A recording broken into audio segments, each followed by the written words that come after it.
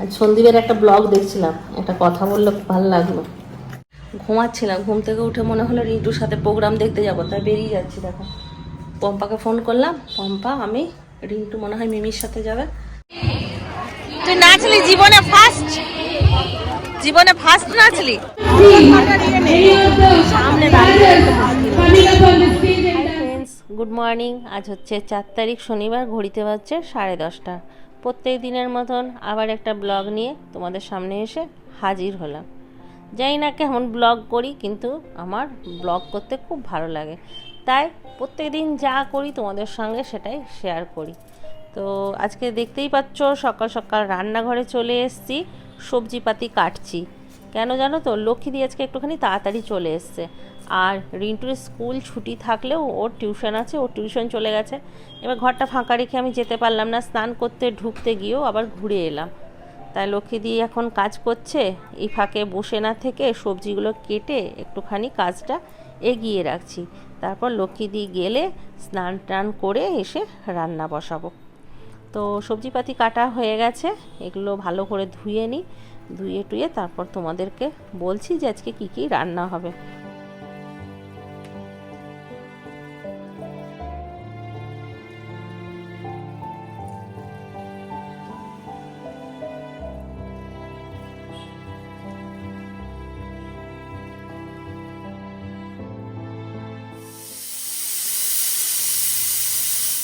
পেঁপে দিয়ে একটু ডাল বসালাম, কারণ কালকে পেঁপে দিয়ে ডাল খেয়ে খুব উপকার হয়েছে, তাই ভাবলাম ডালটা বসিয়ে দিয়ে স্নান করতে যাব। ঘড়িতে 12টা বাজছে, এর মধ্যে মাধবী চলে এলো। কালকে মাধবীকে বলেছিলাম না যে তাড়াতাড়ি আসবে, খেতে দেরি হয়ে যাচ্ছে, মাধবী মনে হয় রাগ হয়েছে, তাড়াতাড়ি চলে এসছে আজকে আমাকে জব্দ করার জন্য। আজ তাড়াতাড়ি চলে এসছে।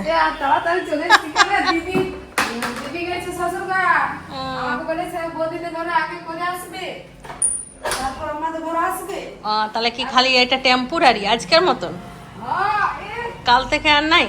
আমি ভাবলাম আমার কথাটা কাজে লেগে গেল হয়তো।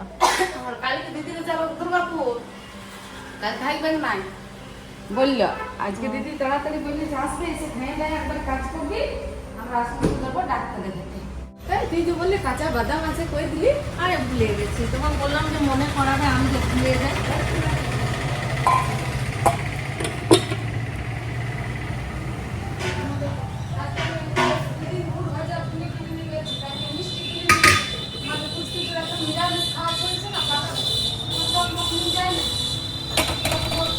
আর আজকে রান্না করব শিম ভাজা, বিলেতি শিম ভাজা, কচু দিয়ে মাছের ঝোল, আর পাতলা করে কালো জিরে কাঁচা লঙ্কা দিয়ে কাঁচকলা আলুর ঝোল করব। যেহেতু পেটটা ঠিক নেই, সব এইগুলোই খাচ্ছি। কালো জিরে নেই, কাঁচা লঙ্কা আর পাঁচফোড়ন দিয়েই করব। আর শিমটা একটুখানি ভাপিয়ে নিই। আর কালকে দেখলে 4 পিস মাছ করলাম, আর 4 পিস আমি রেখে দিয়েছিলাম আজকে করব বলে, কিন্তু পরে 1 পিস ভেজে দিয়েছিলাম। চিন্টু বাবা ঘরে ছিল তো, মাছ ভাজা খেতে চাইছিল, তাই 1 পিস মাছ ভাজা ওকে পরে ভেজে দিয়েছিলাম। তো আজকে 3 পিস আছে, এটাই করে নেবো, কাজ নিয়েই থাকবে।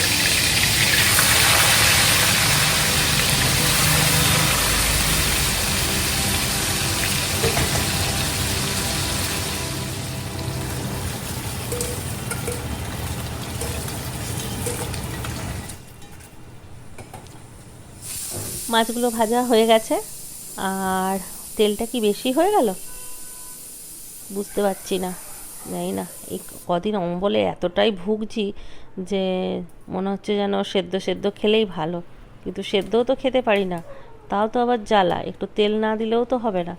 এই জানে তেলটা যদি বেশি হয় তাহলে আজকেও অম্বলে ভুগবো, আর যদি কম হয় তাহলে ভুগবো না। কিন্তু কালকে পেঁপে সেদ্ধটা খেয়ে অনেকটাই আরাম পেয়েছিলাম, তাই পাতলা করেই ঝোল করব, বেশি রিচ করব না। একটু তেজপাতা, শুকনো লঙ্কা, পাঁচফোড়ন দিয়ে দিলাম, আর এবার কচুটাকে একটুখানি ভাজবো, ভেজে অল্প একটু মশলা দেব। আদা জিরে বাটা দিলে ভালো হতো, কিন্তু আর বাটলাম না মশলা। কালকে চিকেনটা করেছিলাম, সেই মশলাটাই ছিল, ওটাই 1 চামচ দিলাম, কে জানে বেশি হবে নাকি। এবার জল দিয়ে দেবো আর স্নান করতে চলে যাবো। জানো তো, স্নানটা না হলে আমার আর হবে না।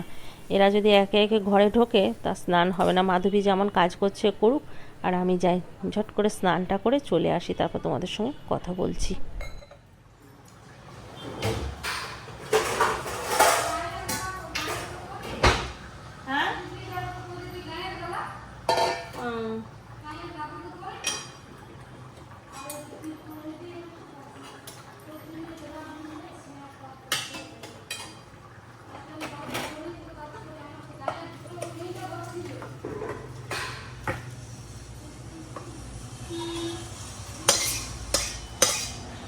বাজছে একটা, মাধবীর কাজ হয়ে গেল, আমারও স্নান হয়ে গেল।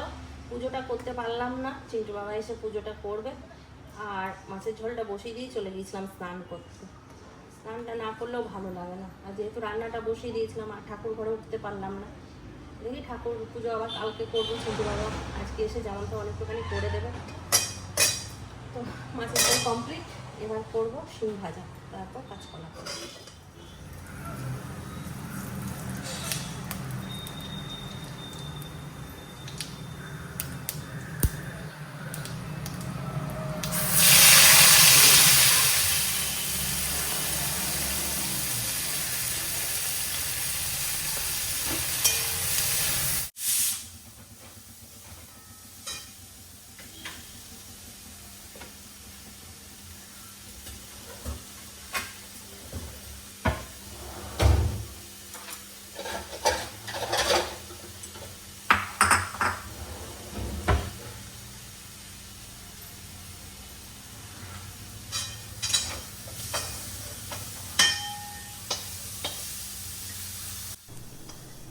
শিম ভাজা কমপ্লিট, একটা করে রান্না করছি, যেন মনে হচ্ছে একটা করে যুদ্ধ পার করছি।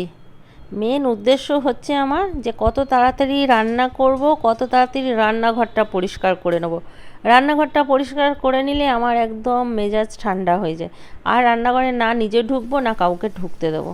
ব্যাস, কাঁচকলা আলুর ঝোলটা করে নিলেই আজকার মতন আমার যুদ্ধ শেষ। তো তেলে দিয়ে দিলাম কাঁচা লঙ্কা, আর দিলাম 5 ফোড়ন, আর একটা তেজপাতা পড়েছিল, ডিব্বাটা ঢুকিয়ে দিয়েছি, তাই তেলের মধ্যে দিয়ে দিলাম। যদিও এই তরকারিতে তেজপাতা দিই না কোনো দিন, আজকে দিয়ে দিলাম। আর আমার মতন কার কার অভ্যেস আছে বলো তো দেখি, যে ডিব্বা যদি তুলে দিয়েছি, কোনো ডিব্বা যদি তুলে দিয়েছি, জিনিস কাজ হয়ে গেছে, তারপরে সেই ডিব্বা খুলে আবার ওই জিনিসটা ঢুকিয়ে রাখতে খুব বিরক্তি লাগে। যেমন কাউকে যদি চা দিলাম 1 কাপ, যদি সে বললো বিস্কুট খাবো না, ওই বিস্কুটটা দেবে ডিব্বায় ঢুকিয়ে রাখতে খুব বিরক্তি লাগে। বরং খেয়ে নেবো তাও ভালো, কিন্তু ওটা আর ডিব্বায় ঢুকাবো না। আমার তো এরকম অভ্যেস আছে। তো রান্নাবান্না তোমাদের সঙ্গে কথা বলতে বলতে কমপ্লিট হয়ে গেল। কাঁচকলা আলুর ঝোলও রান্না হয়ে গেল তাড়াতাড়ি, কারণ কাঁচকলা আলুটা আমি একটুখানি সেদ্ধ করেই রেখেছিলাম। একটু ঘি দিয়ে নামিয়ে নেবো, ব্যাস।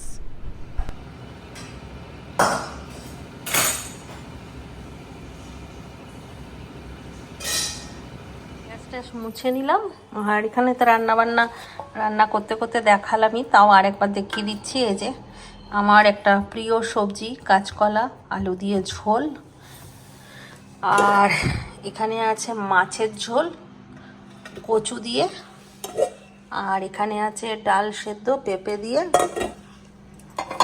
আর এখানে আছে শিম ভাজা, আর এখানে আছে রিন্টুর জন্য একটুখানি চিকেন।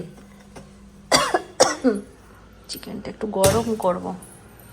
দেখো আমার স্ট্যান্ড, এই স্ট্যান্ডটা প্লেট রাখার জন্য নিয়েছিলাম, কিন্তু এখন রাখছি আমি গ্যাসের বার্নার না, এই যে এইগুলোকে কী বলে, ওই যাই বলে যাই না।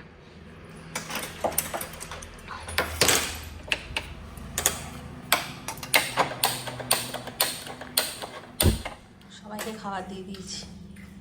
এই যে এখানে চিন্টু বাবা খাচ্ছে, আর এখানে আমি নিয়ে নিয়েছি, এখানে রিন্টু খাচ্ছে। রিন্টু ক্যামেরার সামনে আসতে বেশি ভালোবাসে না, ওই জন্য ওকে একটুখানি সাইডেই রাখা হয়। তাও আবার খেতে বসে যদি রাখি না, তাহলে তো কাল থেকে খাবেই না। আগে পেঁপে সেদ্ধটা খেয়ে নিই, কালকে পেঁপে সেদ্ধ খেয়ে অম্বলটা একটু কম আছে, আর ওষুধটাও খাচ্ছি যেহেতু। আজকে বীরভূমের কচু, চিন্টু বাবা খেতে বসেই বললাম বীরভূমের কচু এটা।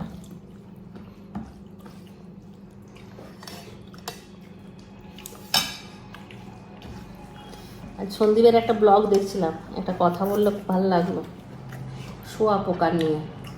বলছে সন্দীপের যে বাবা আছে, ও মানে প্রাণী হত্যাটা খুব একটা ভালোবাসে না, সেই জন্য শোয়া পোকাগুলোকে না মেরে একটুখানি জল দিয়ে দিয়েছিল।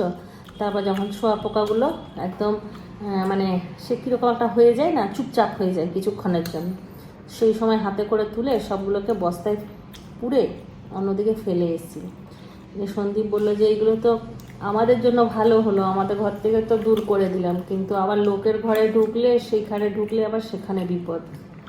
বেশ ভালো লাগলো কথাটা আমার, যে সত্যি কিন্তু এটা একদম পারফেক্ট কথা, যে যেই জিনিসটা ক্ষতি করে না সেই জিনিসটাকে মায়া করে যদি ছেড়ে দেওয়া হয়, যার ঘরে ঢুকবে তার ঘরেই সেটা একদম বিপজ্জনক।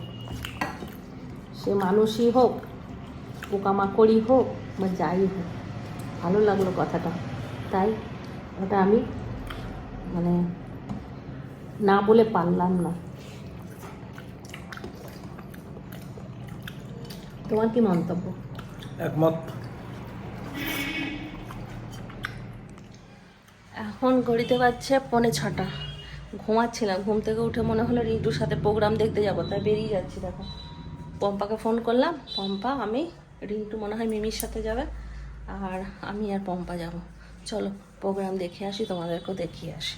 আর বেটা আগে চ, 6টা বেজে গেল, তো প্রোগ্রাম আরম্ভ হয়ে গেছে।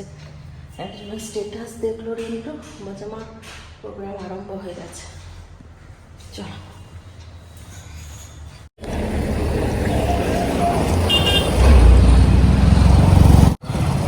টোটো নিয়ে দাঁড়িয়ে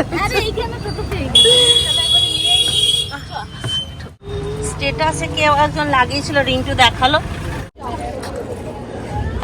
চলে এসছি ডিএভি পাবলিক স্কুল, দেখা যাক ভেতরে কি হয়। অনেকদিন পর এলাম, বল মানে এমনিই এসছি সেদিনকে, আর প্রোগ্রাম অনেকই হয় তো, এইবার অনেকদিন পর প্রোগ্রামে এসছি।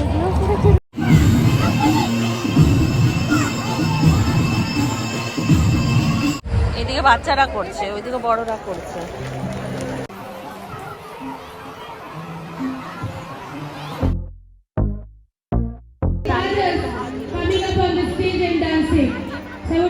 প্রচুর লোকজন এসছে, প্রচুর, বেশ ভালো লাগছে। অনেকের সঙ্গে দেখা হচ্ছে, গল্প হচ্ছে, ভালো লাগছে।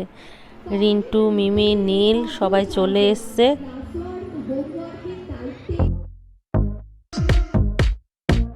আর আজকে সবাই ডান্ডিয়া করছে, স্টুডেন্টরা তো করছেই, গার্জেনরা করছে, স্যার ম্যামরা করছে। বেশ ভালো লাগছে না দেখতে?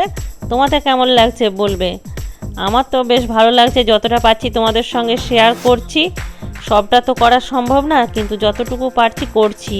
আর দেখো নরেনের বউ ডান্ডিয়া করছে। নরেনের বউকে তোমরা চিনতে পারছো? এই দেখো নরেনের বউ আছে। ও কিন্তু আমাকে দেখেনি, আমি কিন্তু ওকে ঠিক দেখে নিয়েছি ভিডিওর মাধ্যমে যে ও ডান্ডিয়া করছে। ও নিজেকে দেখে ভয় পেয়ে যাবে পরে।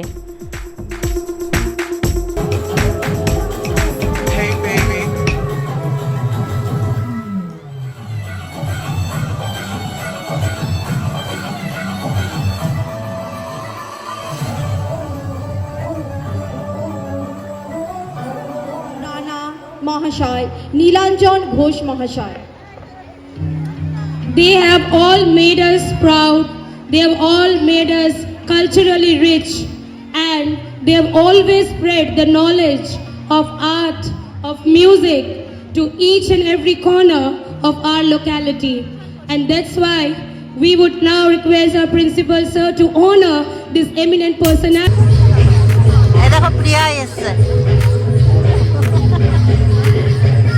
ডিউটির থেকে ডাইরেক্ট এখানে এলো মাসিকে দেখতে। এই মাসি, চকলেট খাওয়া।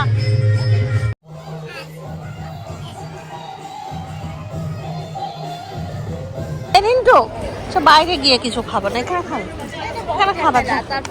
এখানে এত কুপন কাটো, হ্যান্ড কাটো, ওদিকে একবার দেখে এলে হতো। With this, I will request each and everyone present here to stand up for the national anthem. All of you present over here are requested to stand up. দারুণ প্রোগ্রাম হলো DAV public স্কুলে। আমরাও দারুণ খুশি হলাম programme দেখে। আর এখন আমরা প্রোগ্রাম দেখে চলে এসেছি মোমোর দোকানে, একটুখানি মোমো খাবো, তারপর বাড়ি যাবো। তাহলে চলো আজকাল ব্লগটা এখানেই শেষ করছি। সবাই ভালো থাকো, সুস্থ থাকো, ব্লগ দেখতে থাকো। টাটা, বাবাই, গুড নাইট, খতম।